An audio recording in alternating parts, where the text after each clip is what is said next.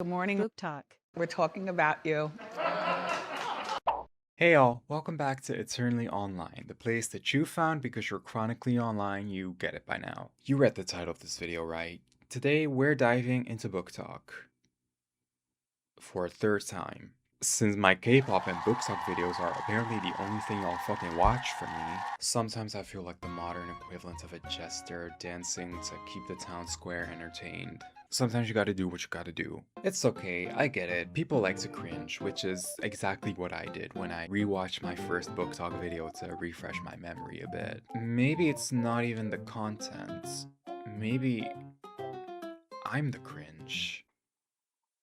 Fine, I might not be the most innovative with my video topics, but my acne sure as hell innovates with all the different ways it decides to grow whenever I want to record a new video. I swear that I take very good care of my skin, but maybe I'm just destined to be a chop for the rest of my life. Okay, I actually decided to make this video because I'm kind of embarrassed to admit it, but it's been a really long time since I've actually sat down and taken the time to read a book.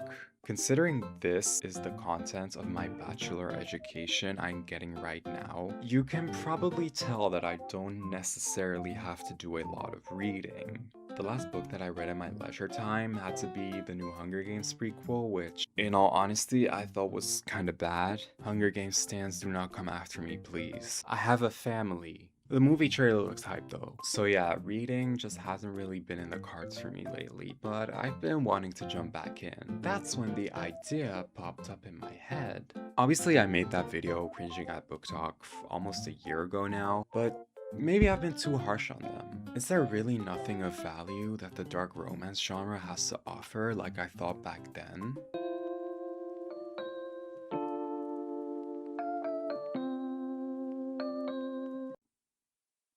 Okay, no, yeah, I was right. If this is the first video you've seen from me, my other video on dark romance dives deeper into the problematics of the genre. But in short, dark romance stories are stories written by, I presume, horny women to live out their fantasies of rape and essay in very explicit and tone-deaf ways. Lifelong trauma is actually really cool and sexy if you didn't know. Never mind that there are actual people living with these traumas who now also have to live with the fact that their traumatic experiences are being romanticized and monetized. Who cares about them? Look at this sexy masked guy, isn't he hot? This is like one of the few topics on this channel that genuinely gets me heated. Look, just like everyone else, it concerns me that Gen Alpha's main media consumption consists of Fruit Love Island and Ash Trevino AI. But if we try to be good elders and tell them to read a book, they just start reading this shit. There have been a lot of valid criticisms made about book talk. Very widespread criticism that has also reached the community itself. Shall we take a look at what a book talker had to say in response to the backlash?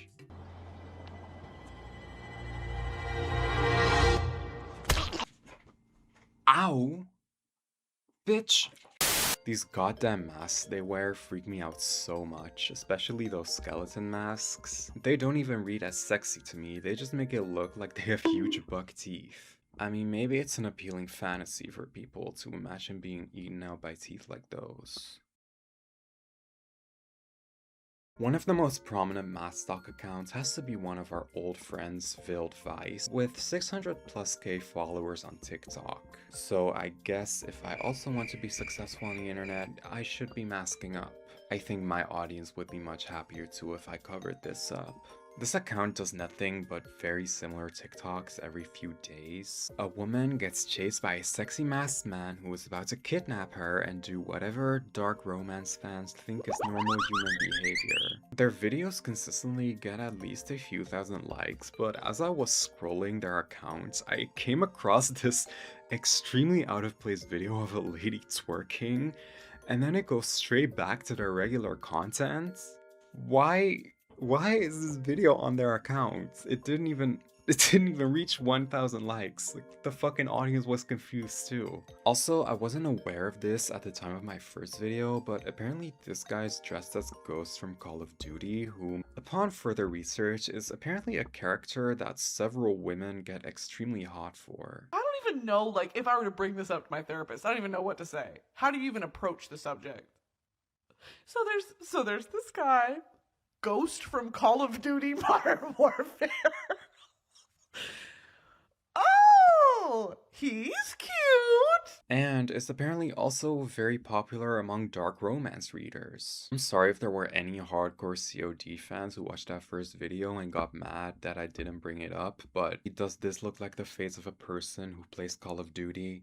They'd start calling me slurs in that lobby before I've even said anything. I shouldn't be surprised that dark romance authors are writing books based on this character now, but these people manage to gobsmack me every single time. Just write fanfiction. Not every single whim of yours needs to be professionally published. Please. Look, I know it's been said 1,000 times over, but it feels like modern fiction reading, especially with the community around it online, has just become a game of which book has the tropes I like versus which book is actually a good quality read and worth my time. And if dark romance books about student-teacher relationships is your reading of choice, I will absolutely ask the police to do a search of your hard drive. I won't hesitate, bitch!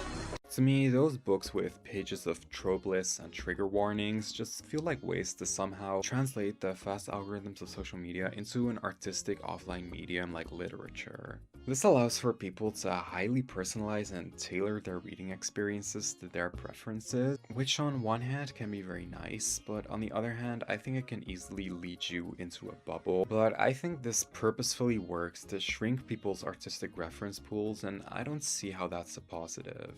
So during my research, I found that there's this specific pipeline that leads from BookTok to MaskTok to BikeTok.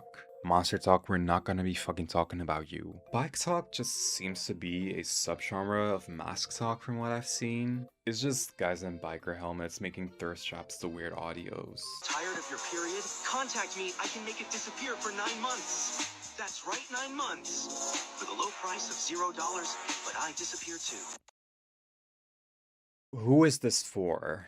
Probably people who don't really have a grasp on what sex is and don't realize how inherently unsexy this is. All these BikeTok influencers have their faces covered, so when you think about it, they could genuinely look like anything under there. Remember all those preteens who drew Dream as this dashing and handsome heartthrob, and he just ended up looking like that?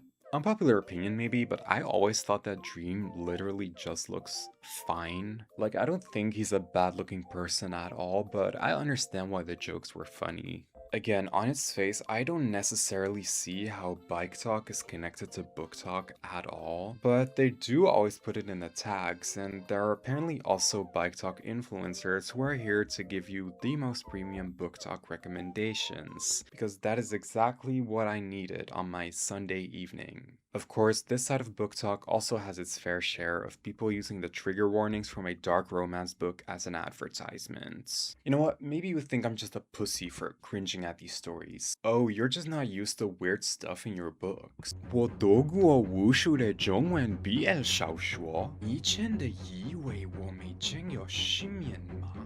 Let it be known that I will eat up a good romance story no matter the subject. But with a community that is driven by tropes, and insane, abusive, and illegal tropes at that, I just have a sneaking suspicion that maybe the quality of a story doesn't take priority for the people consuming it. This is all getting too much for me.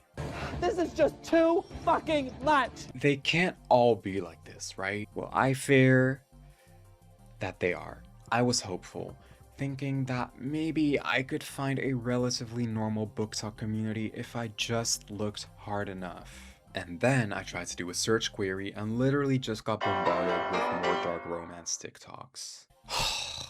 I've had enough of this. I'm going back to AO3 and I'm not coming back. There may be some absolutely insane shit roaming around on that website, but at least I know that the stories are written with passion. If you are determined to give your readers another update despite being on trial for murder, what can I say? You've earned my respect. I'm mostly joking, just being dramatic. Of course, there are plenty of normal people on BookTok, just like any other community online. It isn't all just dark romance, thirst traps, and masked men. But if I didn't focus on the unhinged, there wouldn't be a video, would there?